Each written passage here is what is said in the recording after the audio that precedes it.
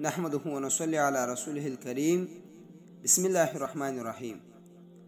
د حامله ښځې روژه نیول څنګه دي؟ د کومې ښځې چې ماشوم په نس وي هغه به روژه نیسي او که نه؟ نو ګورئ محترمینو، کومه ښځه چې خپل په طاقت او توان برابره وي هغه به بالکل روژه نیسي. خوړل یې صحیح نه دي، ځکه دا خو مرضي نه ده. د دې روژه خوړل داسې دي لکه یو څوک چې د کسته روژه خوري.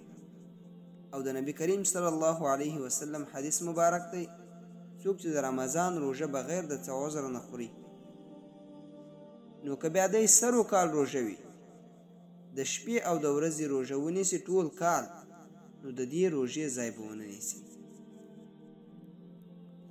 ځینو ښځو ته تکلیف نه وي، بس هسې د ځانه وایي چې دا زما ماشوم ته تاوان کوي. دا خبره بالکل غلطه ده.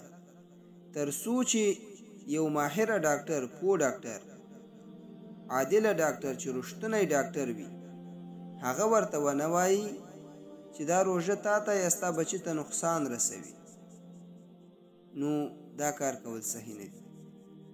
چې کله ډاکټر مشوره ورکړه، هغه هم تجربه ناکه ډاکټر چې وي، رښتونی عادله وي چې دا روژه نیول تا ته او ستا بچي ته نقصان رسوي، نو بیا روژه د دې دپاره خوړل جایز دی.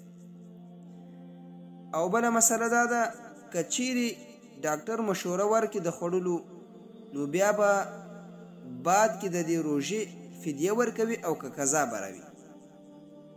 نو محترمینو، د دې روژې قضا کیږي، فدیه نه کیږي، ځکه فدیه دا د شیخ فانی دپاره وي. کم چې معذوره وي، صحتیاب نه وي، نو دا ښځه چې کومه ده د ماشوم د ولادت نه بعد چې الله صحت ورکوي، بیا د خپل د روژې قضا راوي.